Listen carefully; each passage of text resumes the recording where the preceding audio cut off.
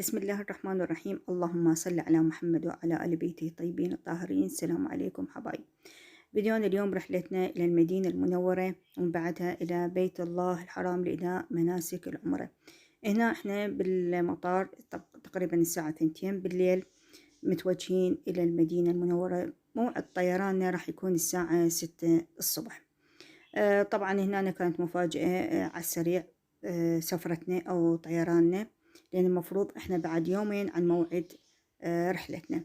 هنا طارت الطيارة، طبعا طرنا من الساعة 6 الصبح، وصلنا الساعة 8 الصبح إلى مطار المدينة المنورة. طبعا محمد وياي، محمد ابني وزوجي الحمد لله والشكر. محمد هنا قاعد يستكشف الشاشة مالت الكرسي مالته، يريد يعرف الموقع بعد ايش قد نوصل إلى المدينة. طبعا ينطيك الإحداثيات وينطوك الساعة تريد تحب، المهم يعني كل شيء متواجد، أفلام كرتون. فهنا وصلنا الحمد لله والشكر الساعة 9. احنا هسه بالفندق حتى ناخذ السكن مالتنا. تم توزيع الغرف على الكل وحتى نرتاح، ومن بعدها نتوجه لزيارة قبر النبي محمد صلى الله عليه وسلم وأصحابه الحمد لله والشكر. بس هنا ما قدرت أتصرف.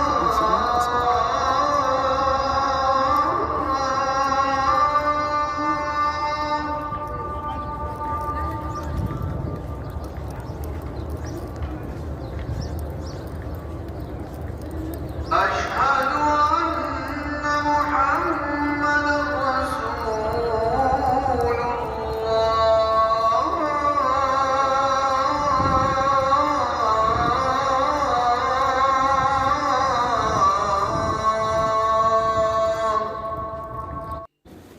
حبيت أعيشكم أجواء صلاة الفجر بالمسجد النبوي. طبعا هاي هنا ثاني يوم الفجر.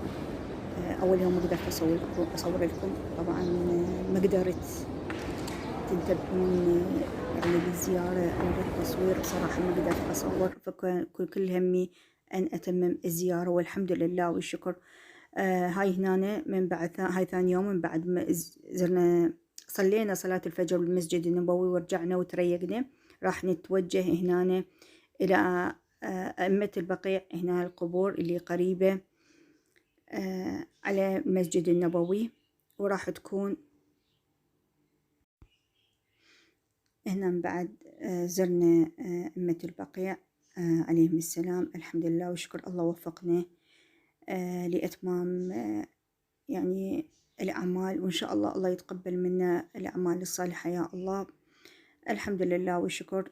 طبعا قلت لكم كانت عمرتي مفاجئة بخلال يعني أيام، والحمد لله الحمد لله الله وفقني وتقبل منا إن شاء الله الأعمال. المفروض احنا هنا كان قبل بعد يومين يلا تكون عمرتنا. اتصل بينا صاحب الشركة الساعة 9 بالليل، أنا كنت متواجدة عند أهلي، كان يقول الساعة 10 أنتم المفروض متواجدين يمنا يم الشركة الساعة 12 احنا متوجهين للمطار. فبهاي المرحلة ما عرفت يعني، الحمد لله كنت أنا يعني جنط مكملتها، بس شغلات بسيطة. بس البيت ما كنت يعني مثل الغاز الكهرباء، المفروض أني هاي شغلات واحد يريد يطلع أكثر من 10 أيام خارج البيت، المفروض مأمن على البيت. فالحمد لله بهاي الفترة هاي أني قدرت يعني أكمل كل أموري، وكل التوفيق من الله سبحانه وتعالى. واللي كل إنسان إن شاء الله أتمنى كل إنسان محب أن يعيش هاللحظة هاي ويكتب له إن شاء الله الزيارة والعمرة يا رب. هنا أنا قلت لكم زرنا والحمد لله والشكر. فتوجهنا لإتمام المكانات أو الأماكن المتواجدة بالمدينة المنورة. داير أول يوم كان إن ثاني يوم طبعا هاي هنا راح نكمل زيارة أئمة البقيع ونتوجه إلى المساجد القريبة من المسجد النبوي، وهو مسجد الغمامة ومسجد أبا بكر، يعني المساجد الموجودة قريبة يم المسجد النبوي. الحمد لله والشكر رب العالمين اللي وفقنا هذا اجت الغيمه وقفت على رسول الله متى من الشمس، كانت اجواء المدينه اجواء حاره. هذا المكان سمي بهذا المسجد مسجد الغمامه. للعلم المسجد مسجد طلع، عمارته مفتوحه ومنابات جماعه اوقات ما مساوي يفتحونه يسدونه. هسه مسجد المسجد. هسه مصلى النساء بالناس. مصلى النساء صراحه عليك روح نصلي. اول ما صلينا هو قاعد وداخل. هنا رحنا من بعدها توجهنا بالباصات هنا البير اللي اغتسل غسلوا به النبي محمد صلى الله عليه وسلم بعد وفاته، كان هنا ترميم. رحنا احنا قلت لكم عمرتي هي كانت رجب وشعبان. وهذا مصلحة سلمان المحمدي حتى لو هم صلوات الله عليهم كانوا مثلا يكونوا من هذا كانوا يجون يم سلمان المحمدي في هذه البقعة المباركة. صل على محمد وآل محمد.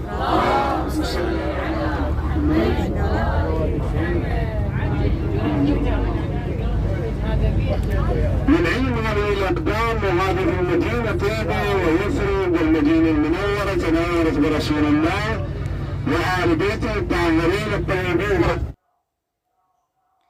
هنا من بعدها توجهنا إلى بيت الأحزان، بيت السيدة زينب عليه السلام، واللي كانت هو بيت الإمام الحسن والحسين، بيت فاطمة الزهراء عليه السلام اللي كانوا عايشين من بعد وفاة الإمام الحسين، ورجعت إلى المدينة المنورة وسكنت بهذا البيت هنا، فسمي ببيت الأحزان من بكائها، من شدة بكاء على أخوتها، على الإمام الحسين، على أبي الفضل العباس، على أخوانها الأربعة من ولد من أم البنين عليه السلام، اللي على أولادها أو يعني الشهداء الطف أجمعين، فسمي ببيت الأحزان لأن زينب كانت كلش حزينة بهالبيت. الحمد لله والشكر. هنا كنا احنا رايحين بفترة أواخر كورونا، وكان ما حد يقدر يطلع إذا ما عندك الهوية الدولية مالت اللقاح، والحمد لله والشكر احنا كنا ملقحين لقاحين وقدرنا نطلع الهوية الدولية حتى نقدر نسافر خارج العراق، والحمد لله والشكر. من وفقنا الله سبحانه وتعالى لزيارة البقعة الطاهرة اللي عاشوا بها آل بيت النبي محمد صلى الله عليه وآله وسلم، الحمد لله. فزرنا هواي أماكن، مو كل الأماكن بصراحة كنت أصورها، كنت مهتمة بالزيارة أو المكان اللي كنت أروح له، يعني الأجواء الربانية اللي كنا بالصلاة، قراءة القرآن، للدعاء، التقرب لله سبحانه وتعالى بآل بيت نبيه، فكنا نتقرب لله سبحانه وتعالى بالأعمال اللي كنا نتممها، فما قدرت أصور بكثرة بصراحة. هنا كملنا هنا رجعت ثاني يوم صليت الفجر. بعد صلاة الفجر أول ما تبزغ الشمس يفتحون القبة مالت المسجد النبوي عليه السلام حتى تنزل الشمس للمسجد، فحبيت أصور لكم. الحمد لله الله وفقني زيارة يعني صلاة الفجر كنت أصليها بالمسجد النبوي، صلاة الظهر، صلاة المغرب والعشاء، كنا يعني نتواجد دائما بالمسجد النبوي، كنا نروح نزور ونصلي هناك ونستغفر الله سبحانه وتعالى ويتقبل منا أعمالنا وطاعاتنا وتقرب لله بهذا المكان الطاهر بهذه الأجواء الربانية. الحمد لله الله سبحانه وتعالى من كتب لنا إن شاء الله الله يكتبها لكل مشتاق، وكل يعني طالب حاجة وقضاء إن شاء الله الله سبحانه وتعالى يستجاب إلى يا رب. هنا بدينا نتوجه لأماكن ثانية. هنا راح المساجد اللي متواجدة بالمدينة المنورة، الباقي خارج الحرم النبوي، يعني راح نطلع أماكن، فراح نبدي بزيارة الأماكن. فأزيتها راح تشوفون يعني ما ننزل من السيارة، الكل يعني كان بيها تعفير، يعني من كورونا كان بيها ترميم، كان بيها تصليح، يعني قلة نزلنا أماكن قلة بصراحة، بس كنا نتواجد بأن نعرف هذه الأماكن. الحمد لله الله وفقنا. فمن ضمنها هواي مساجد يعني اللي أصحاب النبي للنبي لآل بيته، فهواي يعني أماكن الحمد لله والشكر الله وفقنا. وزرناه. هنا راح نروح نزور المسجد اللي كان عالتلة، كان معركة بهذا المكان، فكان الإمام علي عليه السلام على تلة كان يصلي، فكان سيدتي مولاتي فاطمة الزهراء يعني نهاية العفو هنا اجينا معركة جبل أحد. هنا قبل لا نوصل للمسجد اللي فاطمة الزهراء، هنا المعركة جبل أحد، طبعا ماكو أحد ما يعرفها، ومكان الشهداء، شهداء أحد، وعم النبي محمد صلى الله عليه وسلم أبو حمزة متواجد هنا، هم القبر مالته راح نكون همين نزور. بس قلت لكم حتى سياج، يعني وين ما نروح سياج من بعيد، ونبدي بقراءة الفاتحة والدعاء والصلاة والسلام عليهم على الشهداء أجمعين، يعني من بعيد. فهنا متوجهين احنا كنا. راح أصور لكم الشهداء وأصور لكم قبر حمزة عليه السلام عم النبي، راح يكون بس مسافة عن الشهداء، يعني بس هم كلهم ببقعة واحدة. وجبل أحد راح أصور لكم إياه من بعيد، من بعدها راح أروح همين نتقرب من عنده.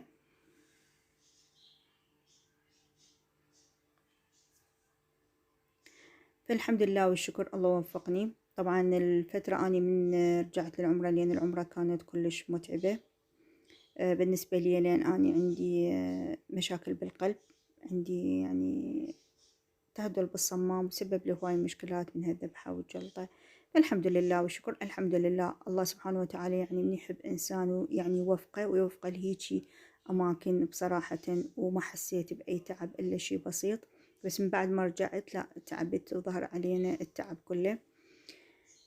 هنا بعد ما زرت شهداء أحد، طبعا هذا الناس يشوفوا رغم السياج أو سياج ثاني، قبر حمزة ذاك اللي حاولت أن أقرب لكم إياه.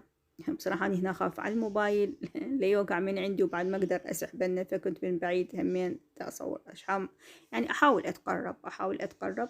هاي مجرد يعني بلوك أو حجر يعني هيك علقة، يعني شي بسيط رمزي للقبر حمزة عم النبي. الحمد لله.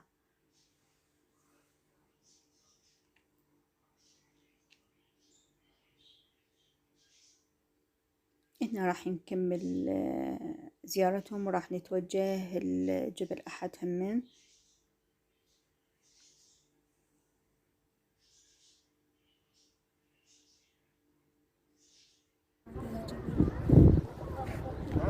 جبل أحد اللي خسروا عليه المعركة، هذا جبل خسروا عليه اللي صارت عليه المعركة، طبعا يعرف قصتها. الرسول لحد يتحرك.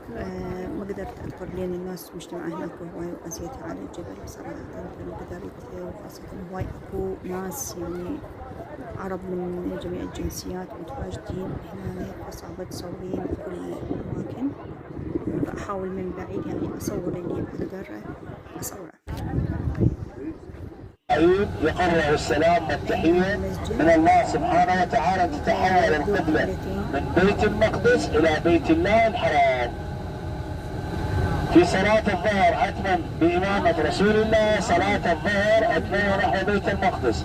وفي صلاة العصر أتمم رسول الله صلى الله عليه وآله وسلم صلاة العصر نحو بيت الله الحرام. سمي بهذا المسجد مسجد القبلتين. ما راح نصعد عليه ولا ندخل له، واضح عندنا احنا مسجدين راح ننتقلهم. اول شيء هذا المسجد اللي بالعرض، هذا اللي على اليسار، هذا البناء القديم، هذا مسجد سلمان المحمدي، هذا مسجد سلمان المحمدي. احنا راح نتوجه هسه الى مسجد امير المؤمنين ومسجد فاطمة الزهراء سلام الله عليه. راح نصلي بين المسجدين المباركين. للعلم قبل كان المسجدات، الحاج او المحتمر الجاي قبل يعرف، قبل كان مسجدات، هسه فتحت الفوق هذا القباب معدن مسجد امير المؤمنين، والجوا مسجد فاطمه الزهراء. واضح الجازه؟ والمسجد لا. فاطمة عليه السلام تحت الجبل. الجازه راح تصف هناك، مجرد تقيم الصلاه مسجد فاطمه الزهراء ومسجد امير المؤمنين ومسعد الباص تتحرك. واضح ان شاء الله؟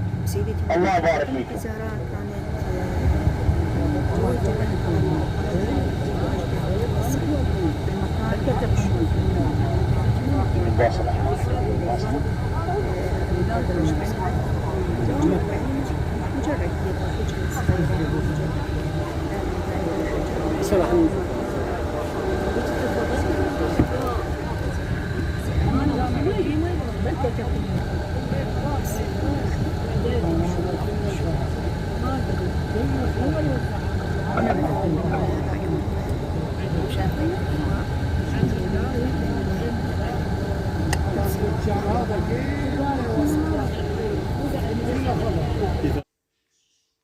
هذا المكان اللي قلت لكم عليه. صلينا ركعتين لله سبحانه وتعالى تقربا لله بالأماكن الطاهرة.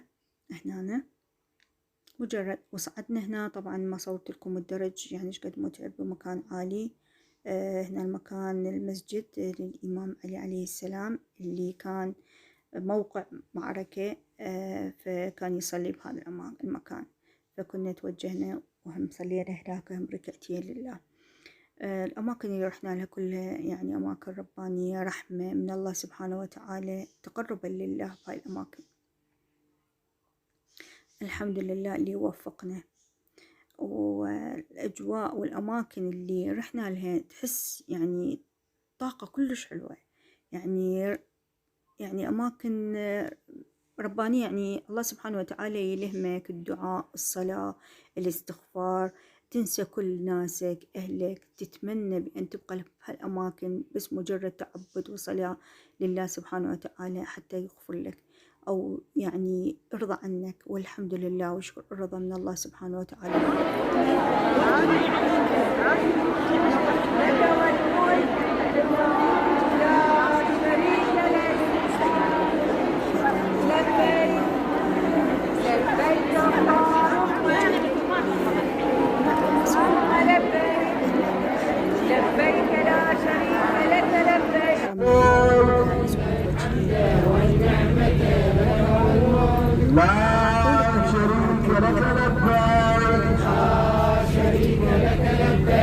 لبيك بالجلال والإكرام لبيك اللهم لبيك، اللهم لبيك، لبيك لا شريك لك لبيك،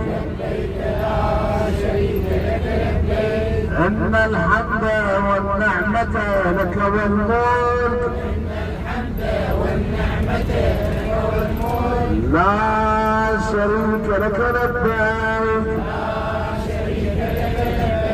نحن صلى على محمد وآل محمد. اللهم صل على محمد وآل محمد. جل فرجهم والحمد.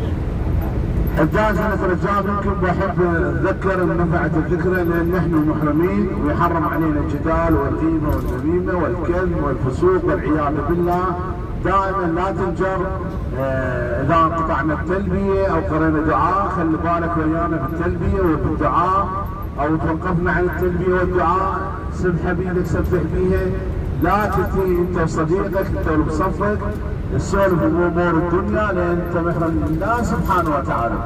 دع الامور، اتركها كل الامور، اترك العمل، اترك اي شيء. اليوم انت محرم لله سبحانه وتعالى، اليوم انت بيد الله سبحانه وتعالى. نترجى منكم كونوا بانتباه ويانا، الله يعزكم. ان شاء الله راح نستمع لاحد القراء الى دعاء كمين، واليوم تعرفون ليله الخميس على جمعه، هذه الليله المباركه